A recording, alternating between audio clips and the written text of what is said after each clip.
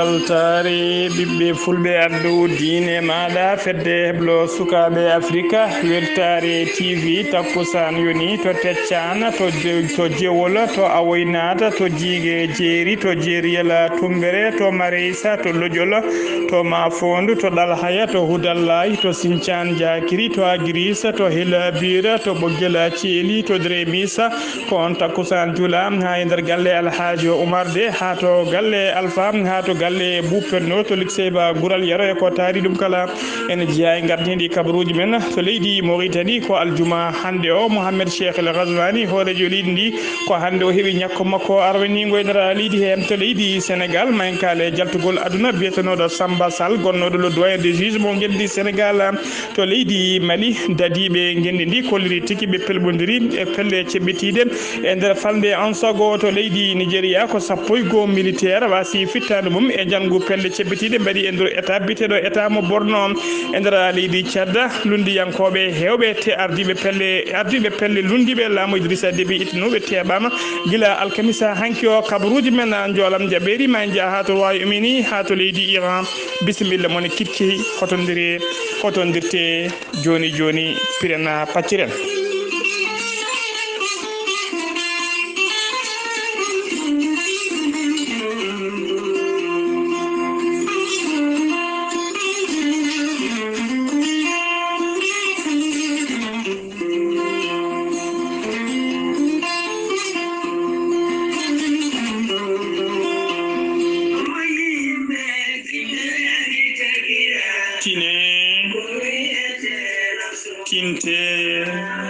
tinne kadi kala tinɓe yo tintinɓe tinano kono ono biyeteɗo Ifra Karafso gorko mo aali wuure tawateɗo hande e nder leydi France koye almuɓe ceerno Cheikh ceerno Aliou Thiam o jeeya omo habra dendagal bandiraɓe Mauritanie naɓe ha tengti noon kadi en Nouakchott naɓe e wurɓe nder Nouakchott lamorgo leydi Mauritanie wonde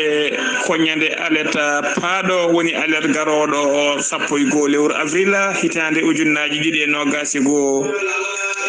koñande hen tigui ceerno Cheikh ceerno Aliou Thiam ummoto tigui tonnuwa dibulo buɗo yurmede o arta ɗo e nder Nouakchott lamorgo leydi Mauritanie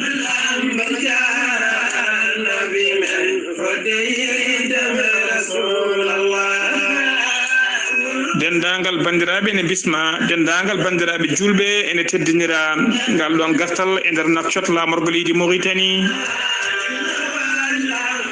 eɓe tintina bandiraɓe noon eɓe jogui ɗon catal manggal no fewi taw ko catal biyetengal Nourul Huda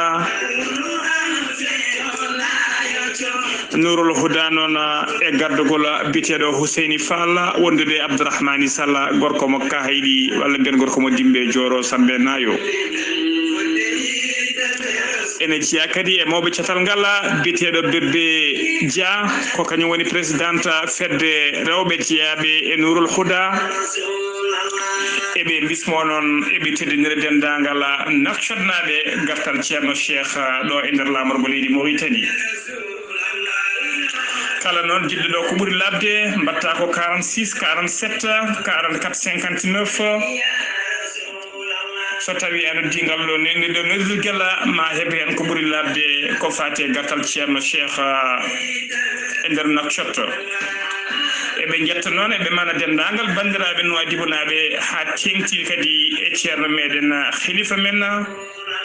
ceerno Ndiaye Baro e galle muɗum e ɓesgu mum kala teddugal e jabbugal bismiɓe e nder Nouadhibou lo ɓuuri yurmede siftinde on noon yettini ɗo ɓataki o ko musidɗo men sehil men Ifra Karafso gorko mo aali wuure tawateɗo hande nder gendi France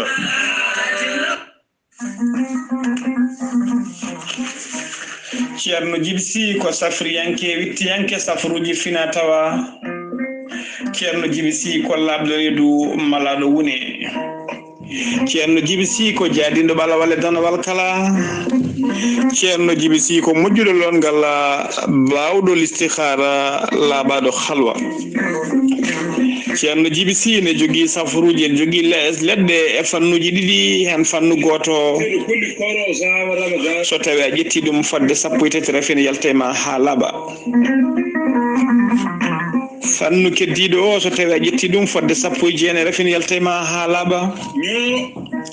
ceerno Djiby Sy ene jogii pegge omo jogii usula omo jogii siroji pewnaaɗi mbawɗi neldede kala leydi e kala continent mo neɗɗo woni ceerno Djiby Sy ne wiya denndaangal kilineeɓe mum yiɗi waɗnede listihara kala nodduɗomo walla ɗaccuɗo o jo yo ɗaccu inde mum inde nene mum so tawi o ari o jaabo ɗum haa cikkama to ko nder ɓernde ma o hoɗi ceerno Djiby Sy ene oɗon tawe sara jeere nettetta sa ari ha to jeere nettetta so tawi a waɗi 47 22 80 84 ma hawre ceerno Djiby Sy ceerno Djiby Sy kadi ene jogii base muɗum ene tawe nder leydi Mali tawete toon ko miñi kono wiye ceerno Samba Sy numéro mum ko 00 223 90 22 94 71 ceerno Djiby Sy ne andina denndaangal kileneɓe mum yo nganndu wonde marchandise uji e leɗɗe kese pul ngari joni joni ceerno Djiby Sy kadi ene andina denndaangal bandiraɓe kala garowo arande safaruji mum nde joomum so ronkani addora bidon mum 5 litres walla addora siwo muɗum so waɗi safaruji mum hano hannirta ni ceerno Djiby Sy komo Allah luɓi hande gandal caforowo yimɓe ha cella ɗum noon mbadden dandu faade makko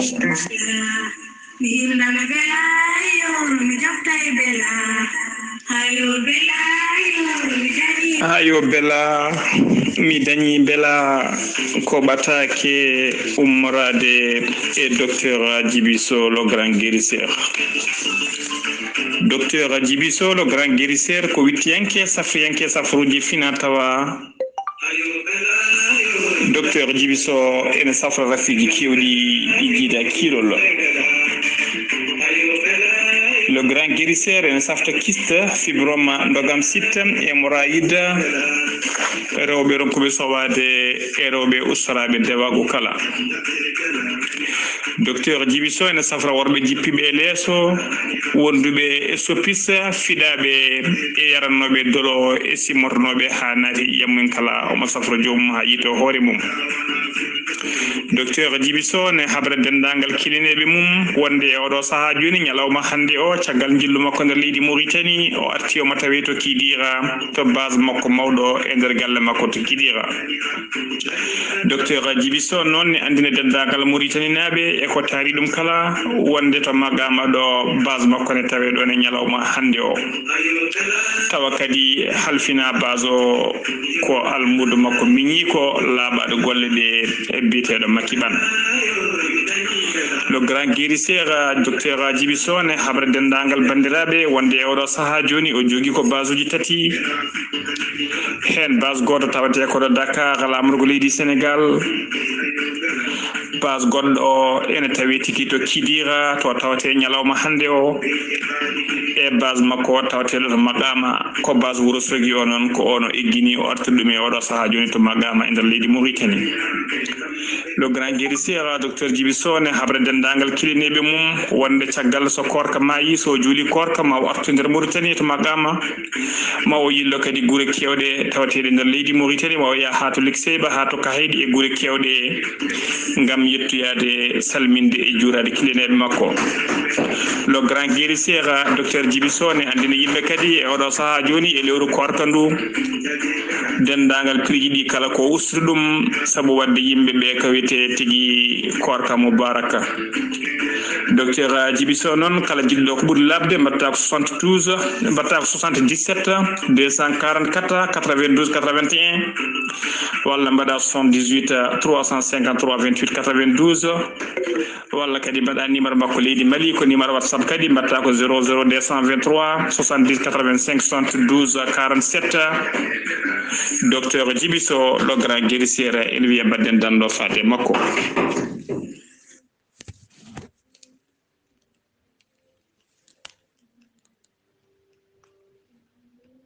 Kettude kaburuji mon e demgal pula Afrique Asie, Europe, Amérique, Moyen-Orient, Océanie. jam nyalle mon musidɓe tedduɓe eɗen goni aljuma jeenaya lewru avril hitande ujunnaji ɗiɗi e nogasi goho kabaruji men e ɗemgal pular e sowta he ko musidɗo mon sehil mon haali abouba to karallagal to ko musidɗo men miñi men saydou abouba hono noon mbirɗen gardiɗi kabaruji men koto leydi Mauritanie pudorɗen leydi Mauritanie ko aljuma hande o jeenaya lewru avril hitande ujunnaji ɗiɗi e nogasi goho woni ñalawma mo jagorgal laaɗiɗi ɗi finaɗo ko fate cellal aadi suuɓi kay taw ko on ñalawma woni ñalawma ñakko wonande hoorejo leydi ndi biyeteɗo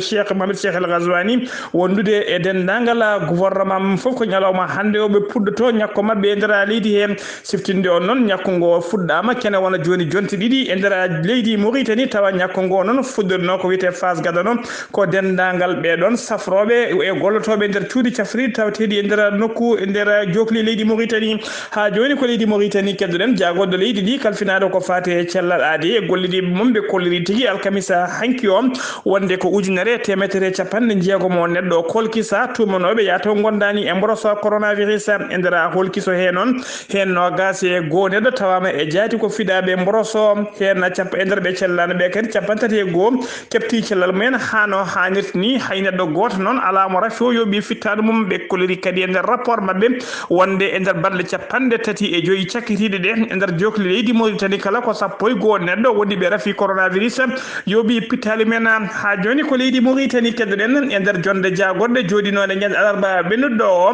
hono biyeteɗo Ousmane Won ko mennoɗo wonde directeur général société Enera taw ko société kalfinanoɗo ko fati e toppitade e pewnugol laabi caggal ɗum noon o ittanoma e poste makko o Ousmane Won noon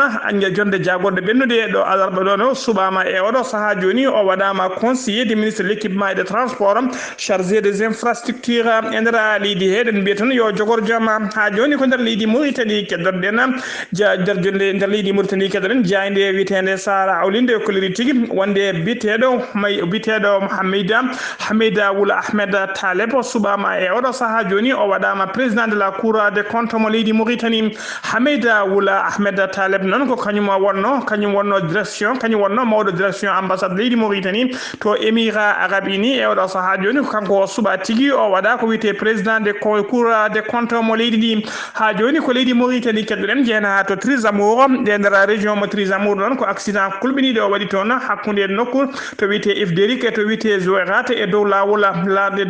lana jodi woni tigui e dow lawol train on accident noon hollirama tigui ko wagon train goto kañum felɓodiri e werla goto jinnoɗo taccidde oɗon lawol train ngol e nokku to wiyete passage à niveau on werla noon mo jolluno yimɓe joyo ɓen yimɓe joyo jolnoɓe hen neɗɗo goto wasi hen fittani mum yimɓe nayo heddiɓe ɓe mbarmi hen dendagal gañiɓe hemɓe foof noon nawama to hôpital mo Zouérate ha joni ko leydi Mauritanie keddoɗen ñande talata ɓennuɗo ko accident musto waɗi e dow lawol Fade Rosso e nokku to wiyete PK 49 taw ko ummade Nouakchott Fade Rosso werlaji ɗiɗi perɓodirɗi ɗon hen werla goto ne jolluno yimɓe jeenayo e nder ɓen noon hollirama tigui hen yimɓe ɗiɗo mbasi pittali mumen hen yimɓe ɗiɗo hen neɗɗo goto wasi fittani muɗum yimɓe nayo woɗɓe mbarmi hen mbarmande musde no fewi ha joni kabaruji men e nder leydi Mauritanie Mohamed Cheikh El Ghazouani ko hoorejo leydi ndi aljuma hande o noon heeɓi tigui ñakko makko arwanigo woni première dose makko vaccin ko fate haɓade e falade oɗo mboroso biteɗo coronavirus ñakko ngo noon ɓe mbaɗimo tigui koto nder galle lamorgo leydi ndi woni tigui to palais présidentiel ko toon tigui o heeɓi ñakko makko noon koye mbadi deuxiéme phase ko fate e ngoɗon ñakko siftinde on noon phase gadano hono no mbirɗen e dow kabaruji men wonde ko ɓeɗon docteur eɓe safroɓe cuuɗi cafriɗi e gollotoɓe nder ɗiɗo nokkuji kañumen jeeyno première phase deuxiéme phase o noon ko ɓeɗo waɗande tigui hoorejo leydi ndi kañum e membre gouvernement mum ha tenti kadi e waɗoɓe e kala saaha jilluji e nder leydi he ha e caggal leydi foof ɗum noon ko gam yidde haɓade e falade ko fate carogol oɗo mboroso coronavirus ha joni koye on fannu keddoɗen leydi ende ɓe kolliri tigui wonde koko wallita laamu leydi Mauritanie fodde capanɗe jeegom e jeenayyi ujunere ene fawi temedde jeegom dose woni 69 600 dose ko fate ñakko haɓade faade covid-19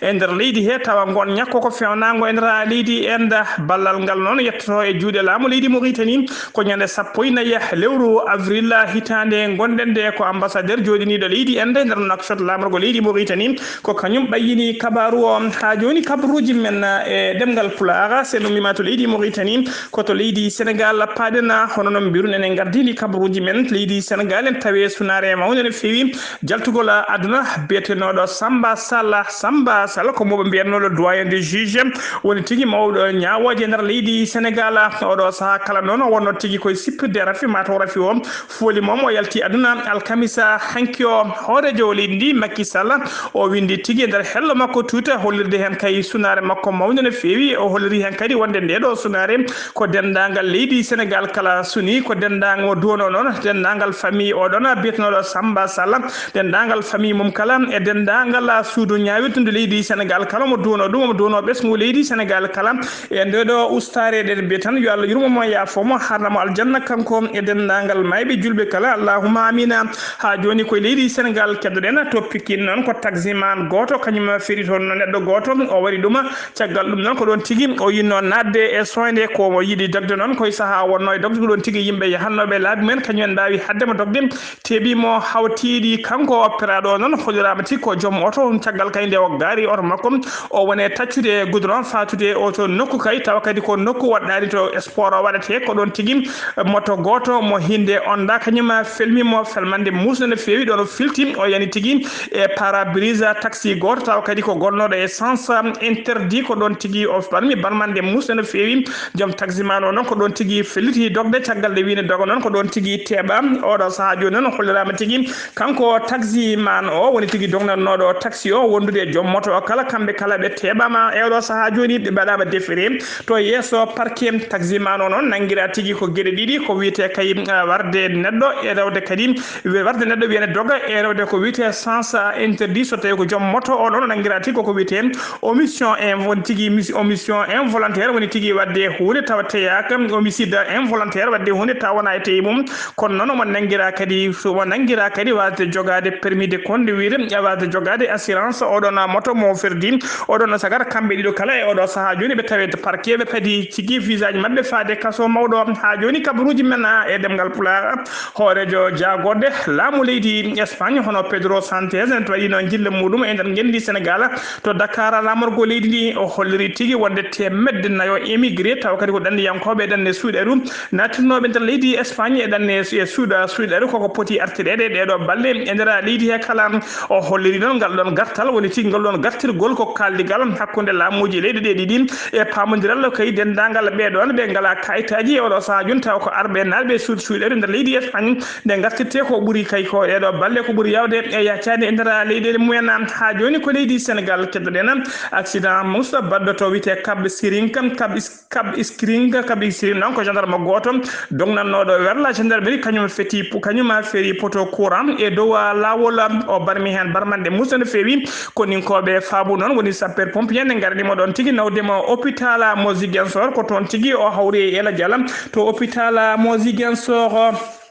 ha joni kabaruji men e kanko noon kanko gendarme o noon basɗo fittade mum o wiyeteno tigui ko Demba Ndiaye ha joni ko leydi Sénégal keddoɗen gardiɗo kasoji leydi Sénégal ɓayini tigui rapport mum woni cimtol mum yidde hollirde ɓesgu leydi ndi kala e hollirde kadi dendagal windere nde kala holno foti yimɓe kay population ɓeɗon wonɓe e nder kasoji nder leydi Sénégal o holliri noon e nder 37 kasoji tawateɗi nder leydi Sénégal kala e oɗo saaha joni hollirama tigui rapport o noon o holliri ɗum sifa tigui ñande jeegoma lewru avril woni lewru gonɗen ɗum e nder rapport he noon o holliri tigui nder jokli nder kasoji tawateɗe nder jokli leydi Sénégal kala e ñalawma hande o tawate toon ko ujunnaje 10.5 e yimɓe jeeɗiɗo prisonnier woni tigui sokaɓe joguiɓe kay ɗum tigui woni ko leydi ndi jogui o holliri noon hen ujunnaje 3.6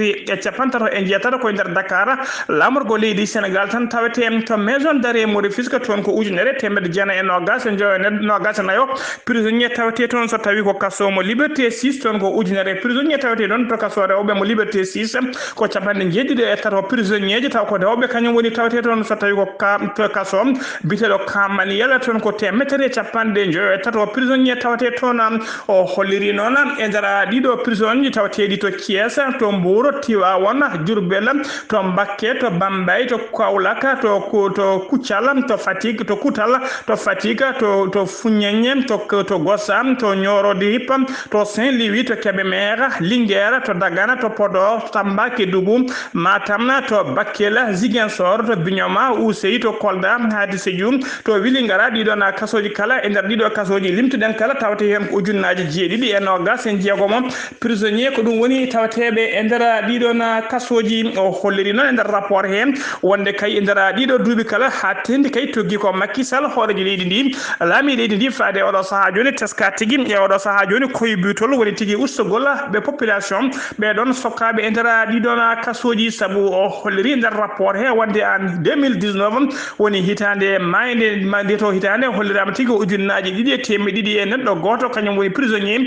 woppitaɓe e tawa kadi ko e jamirore Macky Sall e mbadi grâce présidentielle e hitande ujunnaji ɗiɗi e nogas woni 2020 holliri tigui ujunnaji 4 e temedde 5 capanɗe jeetato e joyo prisonnier kañumen goppita yamiraɗo hoorejo leydi ndi kañumen foof e mbadi grâce présidentielle so tawi noon ko hitande ujunnaji ɗiɗi e nogas goo woni hitande gonɗen nde ko fuɗɗi woppitede e oɗo saaha joni e ndin mbadi ko temedde jeenayo e jeetato ko puɗɗiɓe woppitede e mbadi grâce présidentielle o holliri kadi e nder holliri kadi wonde temedde 5 e capanɗe joyo e nayo neɗɗo goppitama e mbadi liberté provisoire ɗum wonno ko ñande 19 e lewru juin hitande ujunnaji ɗiɗi e 19 yimɓe temedde ɗiɗi e 10 kadi keeɓi goppitama e liberté sous conditionnel ɗum foof noon koye mbadi yidde kay hoybitinde e ustude kasoji ɗi e oɗo saaha joni e nder jokli leydi Sénégal kala ha joni koye leydi Sénégal keddoɗen Abdoulaye Diouf Sarr ko jagoɗo kalfinaɗo ko fate cellal ade kañum e gollitiɓe mum o holliri tigui wonde o holliri tigui e nder bila makko ko fate coronavirus aljuma hande o holliri ɗon ɓe kolliri e nder waktuji nogas e nayi cakkitiɗi ɗi ko ujunere temedde 4 capannayyi e goho neɗɗo kañumen goni holkisaɓe tawa ko tumanoɓe wonduɓe e mboroso coronavirus e nder holkiso he noon capanɗe jeeɗiɗo e mabɓe tawama e jaati ko fiɗaɓe mboroso e nder ɓen capanɗe jeeɗiɗo fiɗaɓe mboroso noon so ɓetama banggue pourcentage ene holliri tigui e nder temedere neɗɗo kala he nayo piccal capanɗe nayo e jeetato ko fiɗaɓe mboroso corona e nder ɓen capanɗe jeeɗiɗo fiɗaɓe noon hen nogas e joyo ko memodirnoɓe wonduɓe rafio woni contact suivi no capanɗe nayo e joyo heddiɓe kala ko ka communautaire woni tigui ƴettuɓe rafio tawa hay goto men anda tigui to keeɓi rafio anda to ƴetti rafio ɓe kolliri kadi e nder rappocintol hen wonde kay e ñalawma hande o e nder ɓe cellanoɓe hen capanɗe jeegomo e goho keɓtestama négatif tawama tigui kepti cellal mumen ha no hannirta ni pati galleji mumen hollirama kadi e nogas e goho neɗɗon tampisande ma ballite to banggue fofango neɗɗo goto hawrila diallam leydi Sénégal ene yaara e ñalawma hande o e winditiɓe doggol coronavirus ko capantati e jeenayyi ujunere ne fawi temedere yimɓe jeeɗiɗo hen capantati e jeetati ujunere capanɗe jeegomom e goho keptino capantati e goho keptino cellal mumen ujunere temedde jeeɗiɗo e nayo kawri e ladial hande ñalawma hande o ko temedde ɗiɗi e neɗɗo goto kañumen keddiɓe cellani e juuɗe saforoɓe taw ko wonduɓe e mboros coronavirus e nder jokli leydi Sénégal kala ha joni kabaruji men demgal pulaar to leydi Sénégal yen ha to Kolda noon ko jagoɗo leydi ndi kalfinaɗo ko fati nehgol jawdi e kalfinaɗo ko fati e aynaɓe woni ministre de l'élevage biyeteɗo Ali Saleh Diop kañum tawi waɗi toon jillo muɗum jillo ngu noon ko yidde joddade kay ko joddima e dendagal ɓeɗon aynaɓe nehoɓe jawdi tawteɓe e nder oɗon dimbande e nder oɗon région kala e mbadi comité régional du développement ko alkamisa hanki o no jeetati lewru avril ko nden tigui o wawi joddade makko aynaɓe ɓeɗon kollirimo caɗele mumen no fewi ɓe mbawi kadi wadde ɗaɓɓade koɓe jiiɗi ko ɓuuri jojjude ko ɓe jiiɗi kay ko fatude e laamu leydi Sénégal kanko Ali Saleh Diop noon caggal kay nde o ummi toon to Kolda ko toon tigui o yaɓani e oɗo saaha joni to Sédhiou noon wimo toon ko joddade e aynaɓe nehoɓe jawdi hettade caɗele mumen e ƴewde kadi holko patiri laamu ngu e oɗo saaha joni ha joni ko leydi Sénégal keddoɗen dadiɓe leydi ndi woni armée leydi Sénégal ɓe kolliri tigui eɓe tawe sunare mawde no fewi caggal kay jaltugol aduna dadiɗo goto mo martaba suuletina biyeteɗoɗo Amadou Diallo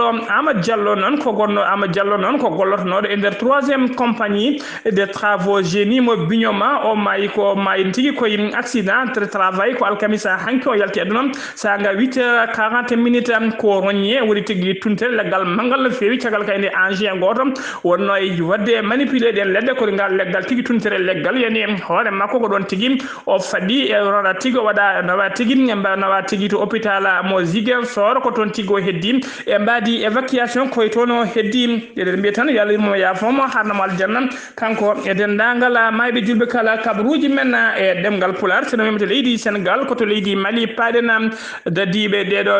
ɗeɗo balɗe kala noon sari tigui e nder réseaux sociaux ji ha tengti noon e nder ɗe leydi Mali sari toon kay oɗo saaha joni ko batake pelle fedde seɓɓitide nde waɗi kay e oɗo saaha joni ko fate oɗon diwan biteɗo Guela Hokko on batake noon koni tigui rimde binde nder batake he ko restez chez vous ou sortez de la ville woni tigui keddoɗe nder galleji moon walla jalte wuuro ngo ɓe koliri noon ɓe kaɗan ɗon tan e nder oɗon batake ɓe koliri tigui wonde kaye wonde Guela Hokko va devenir un champ de bataille entre les mécroyants et entre les croyants et les mécréants wondi noon ɗum non firti tigui wonde ko ɓe gandu wuuro walla diwan biteɗo hoddel Abdoul Hoggo wonde wuurdel Hoggo he oɗo saaha joni ma laato ɓoyata ma laato guesata ko guesa haare hakkude kay ɓeɗon julɓe e ɓeɗon hefreɓe ɗum noon ko ɓattake ɓeɗon pelle ceɓɓitiɗe mbaɗi ɗiɗon ɓattake noon ɗum tigui woni ko sari e oɗo saaha joni e nder réseaux sociaux ji siftinde on noon e oɗo saaha joni e nder falde Abdoul Hoggo noon tawate toon ko pelle ceɓɓitiɗe e gardugol Iyak Alkali wondude e fedde wonde seɓɓitinde witede gardugol Amadou Koufa hay sinno noon ɓe piinoma piggal musgal no fewi kanko Amadou Koufa e Iyak Alkali e janguɓe jinno wadde walla yimɓe makko jinno wadde e balɗe ɓennuɗe e base taw ko munisma laafaji mbulaji tawte toon ha cadnaɓe nayo mbasino hen pittali mumen kamɓe wat boni ɓe noon holirnoma tigui fodde capanɗe nayo sagata ɓe mbaranama hen ɓe mbarmininoma hewɓe no fewi guilande noon e oɗo saaha joni woni tigui koye koyar taw kadi koto banggue bindol wadde menace uji faldede ka wadde koɓe waɗoɓe janguji e nder ndeɗon falde e nde ko ɓoyani ko noon hono secrétaire jamani kolal kuuɓal fedde gotago windere witede loni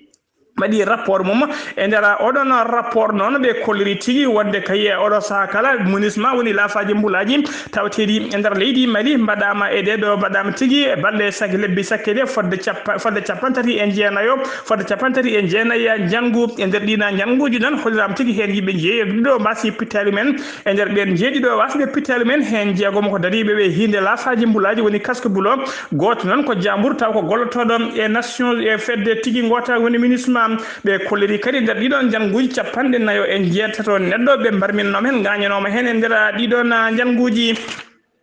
ha joni ko leydi Mali keddoɗen to leydi Mali noon ko leydi Mali yahata sumgoji min taw ko sumgoji hoorejo leydi yakkagal ko hitande ujunnaji ɗiɗi e nogas e goho woni hitande fande kono noon teska guila e oɗo saaha joni yimɓe hewɓe taw ko ardiɓe landaji dawrugol jiɗɓe kay hettude gembeji mumen e jeeyede mbiriji ƴamoyoɓe lefol laamu guila e oɗo saaha joni ne jiiye tigui e nder sur le terrain e nder ɓe noon ko ɓuuri hewde hen noon ene teska hen ko yimɓe ardiɓe landaji dawrugol taw kadi ko andaɓe no fewi ne teske hen kadi e kala saaha yimɓe hesɓe taw ko e ngol lawol ɗaminto tigui hettude gembeji mumen gam jeeyede e ɓeɗon ƴamoyoɓe ardade leydi ndi ha joni ko leydi Sénégal leydi Mali keddoɗen to leydi Mali noon jen ha to on sogo dadiɓe leydi ndi ɓe hinde fama woni forces armées maliennes ɓe kolliri tigui wonde ɓe pelmodiri ñalawma hanki o fedde seɓɓitiɓe e dow lawol hakkude to wiyete Lamzenga hakkude mum en Songo e nder région mo Gawo ko alkamisa subaka hanki ɓe kolliri noon kamɓe dadiɓe ɓe mbawi tigui yoɓade pittali